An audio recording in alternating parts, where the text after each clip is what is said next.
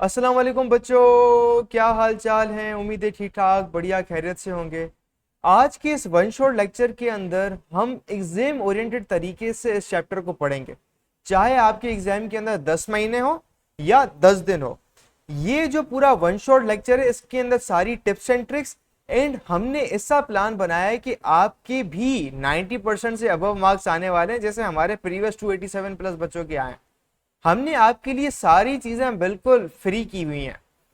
अगर आप इस वीडियो की कमेंट सेक्शन में जाएं और यहां पर हमने हमारे टॉपर बच्चे 300 बच्चे जिनके 90% से अबव मार्क्स आए 9-10 क्लास में, उसके नोट्स हमने आपके लिए रखे हुए हैं। ये पहली लिंक है। दूसरी लिंक कि आपको पूरी बुक के चैप्टर्स के लेक्चर्स चाहिए, सारे कॉन्सेप्ट्स के चाहिए, तो दूसरी लिंक पर क्लिक करेंगे तो आपको सारे लेक्चर्स मिलेंगे। देन आपको हमारे व्हाट्सएप चैनल जहां पर सारी न्यू गेस्ट पेपर अपडेट सारी मिल रही होंगी, तो इससे आप जरूर ज्वाइन कीजिएगा। सही है, एक नंबर चीज यहां पर ही हुई। दूसरी चीज ये हुई कि देखें जी, हमारे इतने बच्चे टॉप कर रहे हैं भाई, कुछ तो बात है ना। वो बात कैसे, हम सारी रिसोर्सेज आपको दे रहे हैं यूट्यूब पर, तो इसलिए सबसे पहली बात तो हमारे यूट्यूब चैनल को कर लें आप सब्सक्राइब, कि कोई भी नया लेक्चर जो है ना वो आप इसे मिस ना करें। ऑल पे क्लिक कर लें, वीडियो को लाइक करें, देखें जी कितनी मेहनत लगती है, हम आपके लिए कितना काम करें, थोड़ा सा हमारी टीम के लिए आप अप्रिशिएट कर लें। इसके बाद जैसे हम हमारे बच्चे कुछ स्पेशलाइज तरीके से 95% 97 हमारे जो टॉप लाते हैं, उनके लिए हमने प्रॉपर स्टडी प्लान बनाया हुआ है कि जी हमारी लाइव क्लासेस बेच होती हैं जिसके अंदर हमारे बेहतरीन टीचर्स पढ़ाते हैं और वो लाइव क्लास में आके हर बच्चे के प्रॉब्लम्स कॉन्सेप्चुअली पढ़ा रहे होते हैं। फिजिक्स, केमिस्ट्री, मैथ, कोई भी सब्जेक्ट हो, इसके टेस्ट हम लिए जाते हैं, बिल्कुल वो सवाल आते हैं। हम हर हफ्ते टेस्ट लेते हैं बच्चों का, एग्जैक्टली वही एग्जाम के अंदर सवाल आते हैं। तो सारे के सारे लेक्चर, डाउट ग्रुप, 24 घंटे पूरे साल 24/7, भले रात को 3 बजे मसला हो, हमारा टीचर आपको हेल्प करने के लिए तैयार होगा। और उसकी पूरी की पूरी फीस सिर्फ और सिर्फ 21,000 रुपए है, सारे के सारे सब्जेक्ट्स की। तो जी अगर आपको भी मसला आ रहा है कि जी हम तैयारी कैसे करें, कोई मेंटोर होना चाहिए कि जो हमें बताए कि एक अलिफ बे पे ते करके समझाए कि सर मार्क्स कैसे लाने हैं, तो हमने हमारे पाकिस्तानी बच्चों के लिए ये चीज बहुत कर ली। अगर आप भले फॉरेन से हो, पाकिस्तान से हो, अगर आपको बिल्कुल वीआईपी लेवल की चीज चाहिए, मेंटोरशिप चाहिए और लाइव क्लासेस के अंदर कॉन्सेप्चुअल चीजें करनी है और एग्जाम्स के अंदर गारंटेड मार्क्स चाहिए, अभी हमें इस व्हाट्सएप नंबर पे मैसेज करें और हम आपको बेच के अंदर ऐड कर लेते हैं। एंड सबसे इंटरेस्टिंग बात यह है कि आप 2 दिन तक पूरी अमाउंट को रिफंड कर सकते हैं। And that's the whole logic here. तो अभी हम चलते हैं हमारे चैप्टर की तरफ जिसके अंदर हम सारे के सारे concepts and tips and tricks को समझते हैं। और chapter 4 of this book.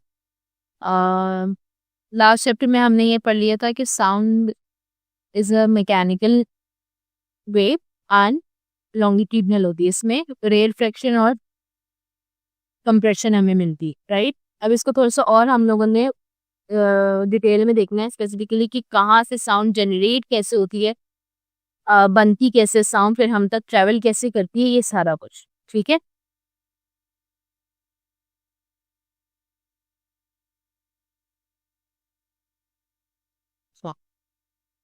Now let's start reading it.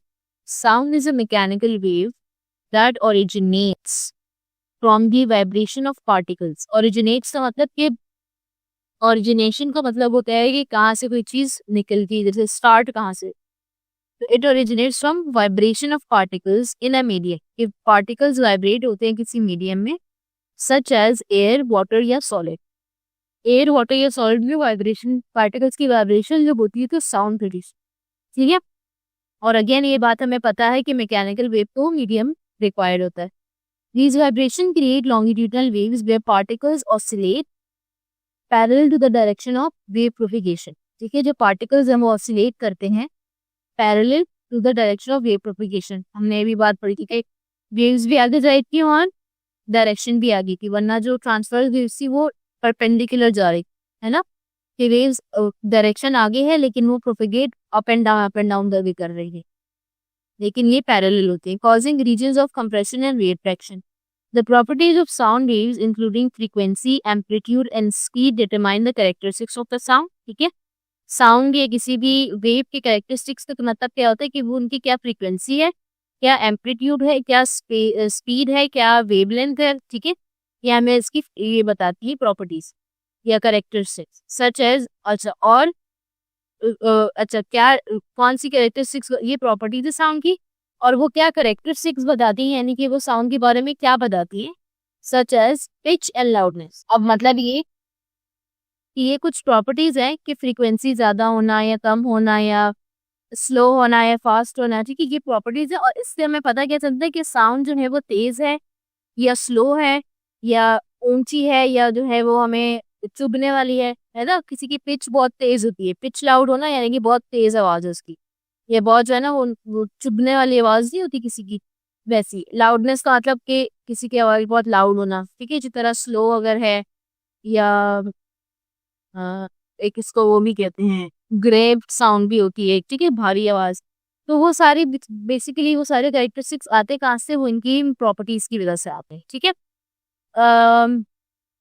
Sound waves require a medium to travel, as we know, and their behavior can be influenced by reflection, refraction, diffraction and interference. कि इनके behaviour in चार चीजों से interfere हो सकते हैं या influence हो सकते हैं, यानी कि अगर कहीं रिफ्लेक्शन का कुछ है, रिफ्लेक्ट भी हो सकते हैं, ये रिफ्रैक्ट भी हो सकते हैं, इंटरफेरेंस जो भी होगा हम इसको डिटेल में पढ़ें। Sound is essential for communication, entertainment, and various technological application, making its study more diverse, more important in diverse way. हमें ये बात तो पता है। Now let's see, सबसे पहले है source of sound. कि sound की source sound आ कहाँ से रही है। The object which is basically the cause of vibration is called the sound, source of sound. वो ऑब्जेक्ट जो उस वाइब्रेशन की कॉज है, यानी जिससे वाइब्रेशन प्रोड्यूस हो रही है, वो बेसिकली कॉज ऑफ साउंड है, उसकी वजह से साउंड आता है, ठीक है। मतलब आपका जो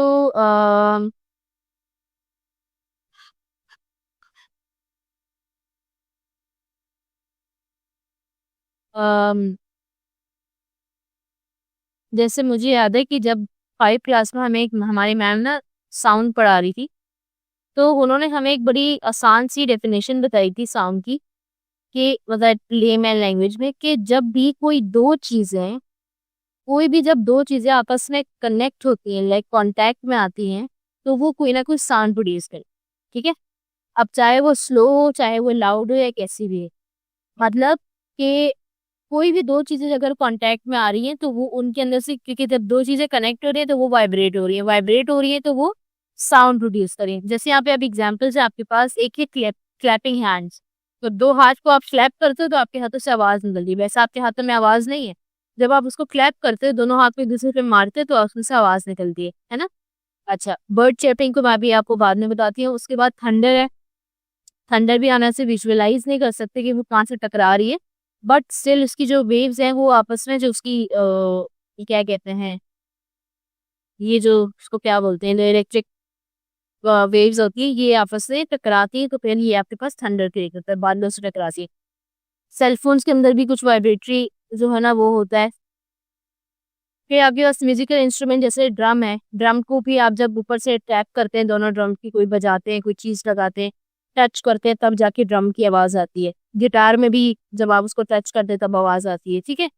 फिर आपके पास स्कूल बेल है, कुछ स्टेप्स हैं, सब कुछ मतलब कहीं ना कहीं कुछ ना कुछ कनेक्शन हो रहा है, कोई ना कोई चीज कांटेक्ट में आ रही है तब जाके आवाज आती है। हमारे गले से कैसे आवाज आ रही है, गला तो हमारा ऐसे नहीं एक दूसरे से टकरा रहा, कुछ हो गले में तो मुझे कोई टकराती हुई चीज नहीं समझ आ रही, ना महसूस हो रही है ना। तो हमारे गले में, हमारे थ्रोट में एक ऑर्गन होता है, ये टिश्यूज होते हैं बेसिकली, उसको हम बोलते हैं वोकल कॉर्ड्स, ठीक है, या वॉइस बॉक्स भी बोलते हैं। वो वॉइस बॉक्स बेसिकली या वो वोकल कॉर्ड जो है वो आपस में जब भी हम बोलने की कोशिश करते हैं तो वो वोकल कॉर्ड जो है वो आपस में टकराते हैं या टच होते हैं। वो टच होते हैं, वो जो वाइब्रेशन हो रही होती है ना उनकी टच और अनटच होने से, उस वाइब्रेशन की वजह से हमारे जो साउंड है वो क्या होती है, प्रोड्यूस हो रही होती है। तो यानी कि everywhere it is about the contact of two surfaces या two objects to produce a sound. तो ये आपके पास क्या होगी, साउंड की सोर्स होगी। अच्छा, उसके बाद आप कह रहे हैं कि हाउ साउंड इज प्रोड्यूस्ड, तो इसको एक दफा और हमने सोर्स देख ली, अब प्रोड्यूस कैसे हो रही है इसको मैं एक दफा हम इसको डिटेल में पढ़ते हैं। Production of sound totally depends upon vibration of object. As simple as that. मैंने अभी आप लोगों को बताया और इसलिए इन्होंने वही बात. Vibrating source transform. अच्छा, it doesn't mean कि कांटेक्ट मतलब पहले आप कांटेक्ट करके आप भले उसको हटा दो, वो अगर जब तक वो वाइब्रेट हो रही होगी चीज तब तक उसके अंदर से आवाज आएगी. ठीक है. Vibrating source transforms energy due to vibration and it compels to the surrounding medium to vibrate to with the sound wave travels. ये वो वाइब्रेशन क्रिएट होती है जिसकी वजह से वो मीडियम में ट्रैवल करते करते एक जगह से दूसरी जगह चली जाती है. The surrounding medium particles obey to and fro motion. जो उसके सराउंडेड पार्टिकल्स होते हैं वो टू एंड फ्रो मोशन यानी आगे पीछे जा रहे होते हैं. क्योंकि इसके अंदर वो वेव्स पड़ी थी ना, उसकी ट्रांसवर्स वेव्स होती है, तो सॉरी लॉन्गिट्यूडनल होती है, तो ऐसे ऐसे होती है, तो वो ऐसे ऐसे जा रही होती है, ऐसे जैसे स्प्रिंग नहीं होता वैसे, जैसे हमने एक दफा वीडियो में देखा था. तो ये उस तरीके से टू एंड फ्रो मोशन करते हैं. Basically sound waves are such waves which produce sensation of listening when strike with air drum. ठीक है. क्या करते हैं कि जब एयर ड्रम के हमें भी कैसे सुनाई देती है कि जब वो साउंड जो है वो आके हमारे एयर ड्रम पे टकराएगी तब वो एक साउंड यानी अच्छा क्या हुआ मैं आपको बताती हूँ. मैंने समझो कुछ बोला, मेरे वोकल कॉर्ड जो है वो कनेक्ट हुए, कांटेक्ट में आए, वाइब्रेट हुए, एक आवाज प्रोड्यूस हुई. अब वो आवाज अब ये भी इतनी तेज ट्रेवल कर रहे हैं कि जैसे मेरे मुंह से वर्ड निकलता आपने फौरन सुन लिया. बट ये क्या होता है असल में कि ये पूरा जैसे मैंने बोला इसने ना वाइब्रेशन कॉज कर दी. अब वो वेव निकलने लगी. अब ऐसे तो नहीं कि वेव जो है हवा में चलते चलते आवाज आ रही है, ऐसा नहीं होता. हमें तो फौरन आवाज आती है. वो आती कब है कि जो वेव मेरे मुंह से जो प्रोड्यूस होके बाहर आ रही है वो वेव जब मेरे कान में आके मेरे एयर ड्रम से टकराएगी तब वो आवाज मुझे सुनाई देगी, तब वो आवाज जो है वो प्रोड्यूस होगी, तब मुझे वो आवाज आएगी. सही है. ये जो हम डिफरेंट वर्ड्स बोल पाते हैं, डिफरेंट फ्रीक्वेंसी डिफरेंट से, वो बेसिकली उसकी वाइब्रेशन की फ्रीक्वेंसी वगैरह से भी होता है कि वो किस तरीके से कनेक्ट हो रही तो हमारी हमने क्या बोले वो आ जाता है. तो ये इतनी फास्ट हो रहा होता है कि हमें कभी अंदाजा ही नहीं होता कि मेरी वेव्स है यहाँ से वहां तक ट्रेवल कर रही हो. ठीक है. तो बेसिकली ये उस तरीके से सारा कुछ होता है. Production of pressure waves are the main cause of vibration. Later on, it collides with our auditory system. Resultantly, we are able to listen sound. कि वो बेसिकली जो प्रेशर आ रहा होता है वाइब्रेशन के, वो वाइब्रेशन कॉज करते हैं और उस वाइब्रेशन की वजह से हमारा ऑडिटरी सिस्टम कहते हैं, जो कान का सिस्टम होता है, सुनने वाला सिस्टम. ऑडियो का मतलब होता है ना सुनना, और कोई वॉइस होती है, तो ये ऑडिटरी सिस्टम होता है जिसकी वजह से हम जो है वो सुन पाते हैं. Sound surround us from machine and vehicles to birds and conversation. यानी हर तरफ हमें साउंड मिलता है. Experiments show that vibrations are essential for sound production, such as blowing across a bottle, plucking a stretched rubber band, flapping cardboard or bird's wing, and striking a bell or drum head. मतलब कि हमें काफी experiment ने show किया कि sound production के लिए या साउंड आने के लिए वाइब्रेशन की बहुत ज्यादा जरूरत. ठीक है. और वाइब्रेशन कैसे कॉज होगी? जब दो चीजें आपस में कांटेक्ट में आएंगी या टकराएंगी. Let's perform a very simple and short duration experiment to show vibration is necessary for production of sound. Again ये लैब का काम है, but let's read कि ये ना हमें क्या कह रहे हैं. अच्छा, ये बेसिकली एक आपके पास ना फॉल्ट होती है. ये it's not a fault but it's kind of a fault. इसको ट्यूनिंग फॉल्ट कहते हैं. ठीक है. मैं इसको बल्कि आपको दिखाती हूँ. रुके. ये इन्होंने क्या करते हैं, ग्लास ऑफ वाटर में इसको पहले जो है ना एक जगह से जोर से स्ट्राइक करते हैं, तो जिसकी वजह से इसके अंदर वाइब्रेशन थी, इसको पानी में रखते हैं तो पानी में वाइब्रेशन हो रही होती है. ये मैं आप लोगों को अभी दिखा रहा हूँ. अच्छा, few things are required in this experiment, जैसे ट्यूनिंग फॉल्ट, एक रबर पैड चाहिए, एक ग्लास एंड वाटर ओनली. भाई ये लेक्चर तो तुम बहुत मजे से देख रहे हो, लेकिन तुम्हें पता है कि लेक्चर देखने से खाली 90% मार्क्स नहीं आ जाते. असल में भाई मार्क्स कैसे आते हैं? तो भाई ये लेक्चर देखने के बाद आपने नोट्स खुद के बनाने होते हैं और फिर साथ में आपने प्रैक्टिस भी करने होते हैं सवाल. भाई ये हमारा फेवरेट कोट है, 90% marks don't come from just hard work, they come from consistency, smart strategy and proper revision.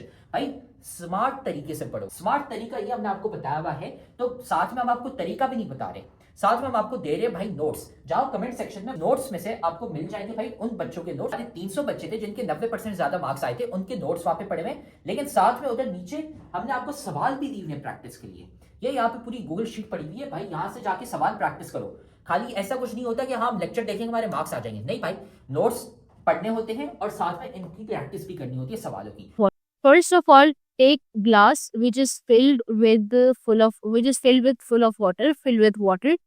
Secondly, with tuning fork on the rubber pad and touch one prong of vibrating tuning fork very gently with the surface of water as shown in the figure. Insert the vibrating tuning fork will be dipped vertically into the glass of water as shown in the figure. अच्छा. In both of the above position vibrating tuning fork, sound can be observed if the vibration of tuning fork with particles of the motion medium that is water.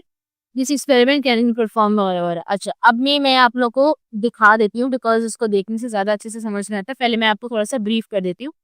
ये एक tuning fork होता है, ठीक है। ये एक लोहे का बना हुआ होता है, ठीक है। बड़ा सा होता है, इतना छोटा नहीं होता ये नॉर्मल फॉर्क की जैसे। और इसको एक रबर पैड होता है, यानी एक रबर का समझो एक पीस होता है, एक हार्ड सा रबर होता है। उसको ऊपर ना जोर से मारते हैं। जोर से मारने की वजह से क्योंकि आपने इसको टच किया, टच करने की वजह से यानी कांटेक्ट किया, आपने स्ट्राइक किया तो उसकी वजह से इसके अंदर वाइब्रेशन हुई। अब चेक करने के लिए कि क्या ये वाकई वाइब्रेशन है कि नहीं, तो उस चेक करने के लिए हम क्या करते हैं कि उसको पानी के अंदर थोड़ा सा डिप कर देते हैं जिससे मुझे उसकी वाइब्रेशन फील हो रही होती है, ठीक है। ये ग्लास से टच कर देते हैं या फिर हम वाटर में टच करते हैं जिसकी वजह से वो वाइब्रेशन वाटर जाहिर सी बात है जब वेव्स वाइब्रेशन से वेव्स प्रोड्यूस होंगी तो वो वाटर भी वाइब्रेट करेगा, ठीक है। उसमें वेव्स जाएंगी तो ये हमें एक रिजल्ट मिल जाता है, ये एक पता चल जाता है कि अच्छा साउंड में वाइब्रेशन होती है। तो लेट्स सर्च दैट और मैं आप लोग को इसको दिखाते हैं, ठीक है। This is a tuning fork, ठीक है। इस तरह से होता है। ये छोटा है बाय द वे लेकिन बड़े भी होते हैं, बहुत बड़ा होता है, पूरे हाथ में के आ जाता है।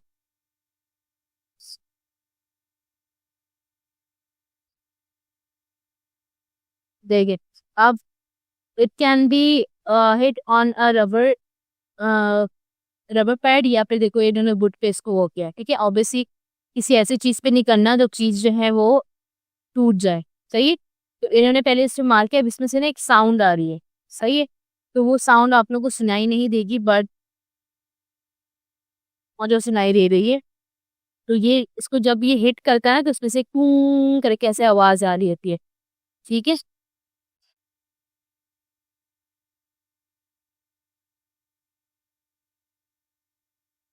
हम देखो अब इन्होंने इसको टच किया, इसकी वजह से ये जो है वाइब्रेट करेगा और ये जो पानी में आएगा तो ये पानी भी इसका वाइब्रेट करेगा। सी पानी किस तरह उछल के बाहर आया, this was because the tuning fork was vibrating, जिसके वजह से इसको जैसे पानी में इन्होंने इंसर्ट किया ये एकदम से ये देखे पानी बाहर आ गया सारा, ठीक है।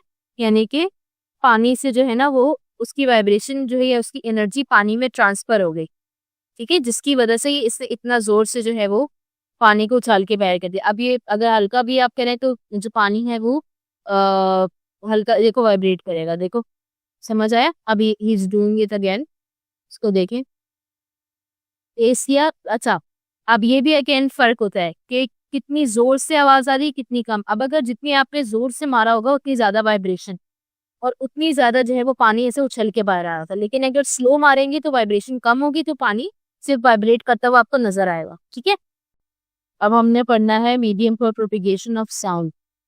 अब medium for propagation of sound का मतलब पहले तो मीडियम का मतलब हमने पढ़ा था कि मीडियम एक ऐसी जगह जहाँ से साउंड जो है वो आपकी ट्रैवल करती है, जिस मीडियम में साउंड आपकी क्या करती है ट्रैवल करती है, राइट। अब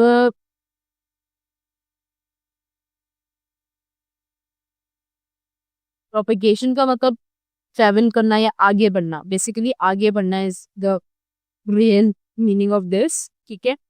बाकी अब हम ये देख लेते हैं कि कौन सा मीडियम है जो हम साउंड में यूज करते हैं, किस तरह से होता है, सारा कुछ हमने इसमें देखना है, ठीक है। अच्छा now let's see, as we know that sound waves are mechanical longitudinal in nature, we know that, right. So for propagation of sound waves from one point to another point medium is required। हमें पता है कि जो sound waves कैसी है longitudinal waves है, ठीक है। तो उनको कोई ना कोई मीडियम चाहिए ट्रैवल करने के लिए। Without the existence of medium these wave may be produced by vibrating objects but can not travel from one place to another. यानी अगर मीडियम नहीं होगा तो वेव्स तो ट्रैवल कर जाएंगी लेकिन उनके पास कोई मीडियम नहीं होगा जिसमें वो ट्रैवल कर सके। सॉरी, वेव ट्रैवल नहीं करेगी, मतलब वेव फॉर्म हो जाएगी, प्रोड्यूस होगी, लेकिन प्रोपेगेट नहीं करेगी। ठीक है, प्रोड्यूस और प्रोपेगेट में फर्क है। प्रोड्यूस का मतलब कि वो आ रही है यानी बन रही है, प्रोपेगेट का मतलब कि जो बन रही है वो फिर आगे, जैसे हमने पढ़ा था वेव्स के अंदर कि वेव्स में एनर्जी जो है बेसिकली वो ट्रांसफर हो रही होती है ना। कि फर्ज करो अगर यहाँ से वेव स्टार्ट हो रही है तो वो बेसिकली जो आगे जा रही है, इसका मतलब है कि ये वेव की एनर्जी यहाँ ऐसे ऐसे करके ट्रांसफर हो रही है, आगे जा रही है। ठीक है, तो ये ट्रांसफर होना जब ये आगे बढ़ेगी तो प्रोपेगेशन कहलाती है, और आगे बढ़ेगी तो ट्रेवल का मतलब आता है कि वो ट्रेवल कर रही है, गुजर रही है। लेकिन अगर आपकी वो मीडियम नहीं होगा तो वो सिर्फ बन के बस वहीं टूट गई, आगे आगे नहीं जाएगी। सही है, वो वहीं पे आके खत्म हो जाएगी। वेव बनेगी, बहुत बिल्कुल बनेगी, लेकिन वो प्रोपेगेट नहीं करेगी, वो अपनी जगह पे ही रह जाएगी। ठीक है, तो वेव जो मीडियम चाहिए वो बेसिकली हमें उसको आगे बढ़ाने, आगे भेजने के लिए, यानी कि अगर मैंने कुछ बोला है तो मेरे मुंह से वो वेव जब तक आपके कान तक नहीं पहुंचेगी तब तक आपको वो चीज सुनाई नहीं देगी। जैसे हमने वैक्यूम की बात की थी कि अगर वैक्यूम है तो वैक्यूम में आपको मेरी आवाज तब तक नहीं सुनाई देगी जब तक जो है वो वहां पे कोई एयर, जैसी बात है एयर नहीं है वहां पे, वो मीडियम नहीं है, तो मैं जितना भी जोर से बोलूं वेव बहुत प्रोड्यूस हो रही है, लेकिन वो वेव प्रोड्यूस होके वहीं खत्म हो रही है, वो आगे जा ही नहीं रही। तो इस वजह से हम क्या कहते हैं कि हमें हमारे लिए जो मीडियम है वो बहुत ज्यादा जरूरी है। For example, in classroom, if air does not exist, student will be able to listen all the lecture points delivered by the students will not be able होना चाहिए यहाँ पे। ठीक है, ये मिसप्रिंटिंग है थोड़ी सी यहाँ पे, students will not be able, यानी कि अगर एयर नहीं है, यानी कि ये भी गलत है, ये आई डोंट नो ये बुक इतनी सारी गलत कैसे होगी। एयर, दिस इज एग्जिस्ट, यानी अगर एयर नहीं होगी तो students will not be able to listen on the lectures, उनको सारे लेक्चर सुनाई नहीं देंगे या पॉइंट जो टीचर बोल रही होंगी। ठीक है, let's discuss a very simple experiment for understanding the importance of medium for propagation of the sound waves. ठीक है, अब हम एक बड़ा जो है ना एक एक्सपेरिमेंट देख लेते हैं जिसके अंदर हम देखते हैं कि साउंड वेव के वाकई इसको मीडियम जरूरत है कि नहीं। अब हम एक्सपेरिमेंट में क्या कर रहे हैं, let's take an electric bell in an air tight glass bell jar. ठीक है, एक एयर टाइट का मतलब होता है जिसके अंदर एयर नहीं है, ये एयर नहीं जा सकता। ठीक है, जैसे ये ग्लास का एक जार लिया और ये कॉर्क एक लकड़ी का पीस होता है, इफ यू गाइज नो, तो ये जब अटकाते तो यानी इसका मतलब इसमें अब एयर नहीं आ सकती, इसको बंद कर दिया इन्होंने, सील कर दिया। ठीक है, अच्छा, the electric bell is suspended inside air tight bell jar. ये इलेक्ट्रिक बेल है, ये रही। ठीक है, ये बेल है, इसको सस्पेंडेड का मतलब लटका देना, सस्पेंड का मतलब होता है लटका देना, तो ये लटक रही है। सही है, इस जार के अंदर, ये कॉर्क के अंदर से लाइनें इसकी गई है, कनेक्शन कनेक्शन, और ये अंदर इसका वो लगा हुआ है। Now the bell jar is connected to a vacuum pump. अब एक वैक्यूम पंप क्या होता है, जो हमारे घरों में होता है ना वैक्यूम क्लीनर, तो वो बेसिकली किस उस पे काम करते हैं, किस क्या कहते हैं, कॉन्सेप्ट पे काम करते हैं कि वो वैक्यूम जो है वो अपनी तरफ सारी हवा खींच लेता है। सही है, तो यानी कि वो उसके साथ कुछ जितना भी गंद जो भी कुछ होता है वो अंदर खींच पुल करता है ना। तो ये वैक्यूम पंप भी यही काम करता है कि ये यहाँ से सारी की सारी यहाँ पे मौजूदा जितनी हवा है वो सारी की सारी पुल करके बाहर निकाल देता है। यानी अब इस जार में एयर का एक सिंगल डॉट भी नहीं है। सही है, इसलिए हम इसको वैक्यूम कहते हैं, यानी कि वैक्यूम पंप लगा के मैंने इसमें से सारी एयर बाहर खींच ली, अब ये बिल्कुल एयर फ्री है, बिल्कुल जीरो एयर है इससे। सही है, if you press the switch you will be able to hear the bell. If you press the switch, you'll be able to अच्छा, अभी आपने क्या किया, अभी आपने पंप से अभी हवा निकालनी है, अभी से पंप अटैच किया है। सही है, अच्छा, अब अगर आप स्विच ऑन करें, बाहर आपने इलेक्ट्रिक कनेक्शन लगाई ना, वहां से स्विच ऑन करें तो आपको बेल की आवाज आएगी। सही, अब आप स्टार्ट कर दे वैक्यूम पंप, यानी अब आपने पंप स्टार्ट कर दिया, अब इसमें से एयर सारी बाहर निकाल दी। Now when the air in the jar is pumped, अब जब एयर सारी पंप आउट मतलब सारी की सारी पंप आउट हो गई, पंप मैंने बाहर निकाल दी gradually, the sound become fainter, तो साउंड आहिस्ता आहिस्ता कम होने लगती है। यानी कि बेल आपने ऑन की हुई है, बेल चल रही है और आप आहिस्ता आहिस्ता इसमें से एयर निकाल रहे हो, जैसे जैसे आप एयर निकाल रहे हो वैसे वैसे इसकी आवाज जो है वो क्या होती जा रही है, कम होती जा रही है, कम होती जा रही है, कम होती जा रही है। फिर after some time the when the less air is left inside the bell jar, you will be able to hear very feeble sound. फिर कुछ टाइम के बाद जब बहुत थोड़ी एयर रह जाएगी तो आपको बहुत छोटी सी साउंड सुनाई दे रही होगी, ठीक है। अच्छा, well complete air is pumped out, अब जब बिल्कुल सारी की सारी हवा बाहर निकल गई, अब क्या होगा, you will not be able to listen to any sound of electric bell, आपको इलेक्ट्रिक बेल की बिल्कुल कोई साउंड नहीं आएगी, ठीक है। By this experiment it is said that medium is necessary for propagation of sound wave, मतलब इन्होंने क्या किया, उन्होंने एक बेल ऑन कर दी। अच्छा, इन्होंने ऐसा क्यों नहीं किया कि पहले ऑन नहीं की, उसको पंप कर लेते उसके बाद करके देखते, वो इसलिए ताकि फिर ये नहीं होता कि नहीं वो जब लाइक जब बेल जो है वो बाहर थी तो आवाज आती, जब अंदर चली गई तो जाहिर सी बात है तो बॉटल तो बंद हो गई, अब तो आवाज नहीं आएगी, लेकिन ऐसा नहीं होता, ठीक है। आपने उसको बॉटल में डाल के उसको जब आपने ऑन कर दी बेल, अब उसमें से आवाज आ रही है, आवाज, अब वो बेल कंटिन्यूसली, जैसे बेल पे लोग उंगली नहीं रख देते, समझो उंगली रखी हुई है, वो कंटिन्यूसली चल रही चल रही चल रही, अब जैसी वो बेल चल रही साथ साथ आप उसमें से एयर भी निकाल रहे हो, जैसे जैसे एयर निकाल रहे हो अपने बेल पे हाथ वहीं रखा हुआ है, जैसे जैसे एयर निकाल रहे हो आपकी जो आवाज है बेल की वो क्या हो रही है, फेंटर का मतलब आहिस्ता आहिस्ता स्लो हो रही है, होती जा रही होती जा रही है, और वो पॉइंट जहाँ पे एयर बिल्कुल बाहर आ गई, वो पॉइंट जो है वो बिल्कुल वहां पे आपको कोई आवाज सुनाई नहीं देगी। इस एक्सपेरिमेंट ने मुझे बताया कि मीडियम मेरे लिए कितना जरूरी है साउंड की प्रोपिगेशन। तो उम्मीद है आपको लेक्चर यहाँ तक समझ आ गया होगा। एक जो बात है जिसकी वजह से हमारे इतने सारे बच्चों के 90% अबव मार्क्स आते हैं, उनको एक चीज पता होती है, वो होती है एग्जाम के अंदर लिखे कैसे जाते हैं। और ये जो चीज है ना एग्जाम के अंदर लिखना, एग्जाम राइटिंग मेथड सेशन, ये हम हमारी बेच के अंदर करवाते हैं। सही है, बच्चा बैठ के सवाल कर ले, लेक्चर देख ले, कुछ भी कर ले, अगर वो उसको एग्जामिनर, अगर उसको लिखना नहीं आता तो एग्जामिनर उसको मार्क्स ही नहीं देगा। तो हम उसको ऐसी टिप्स एंड ट्रिक्स देते हैं तो भाई एग्जामिनर जो चेक करने वाला है ना वो मार्क्स काट ही नहीं पाएगा। जब काट ही नहीं पाएगा तो आपका तो टॉप बनना पक्का है। तो जी हम हमारी बैच के अंदर बच्चों को ये पूरी चीजें करवाते हैं, हम नोट्स, गाइडेंस, सारी चीजें A to Z करवा रहे होते हैं। अगर आपको भी ज्वाइन करना है तो आप इस नंबर पर कॉन्टेक्ट करके मैसेज करें और हम आपको बैच के अंदर एनरोल कर लेंगे। इसके अलावा अगर आपको क्या चाहिए, फ्री में नोट्स चाहिए, फ्री का मटेरियल चाहिए, तो यहाँ पर डिस्क्रिप्शन में सारे के सारे लेक्चर्स की लिंक, सारे के सारे नोट्स की लिंक, सारी की सारी चीज़ों की लिंक्स गिवन है। तब तक के लिए अल्लाह हाफिज, टेक केयर, गुड बाय बच्चों।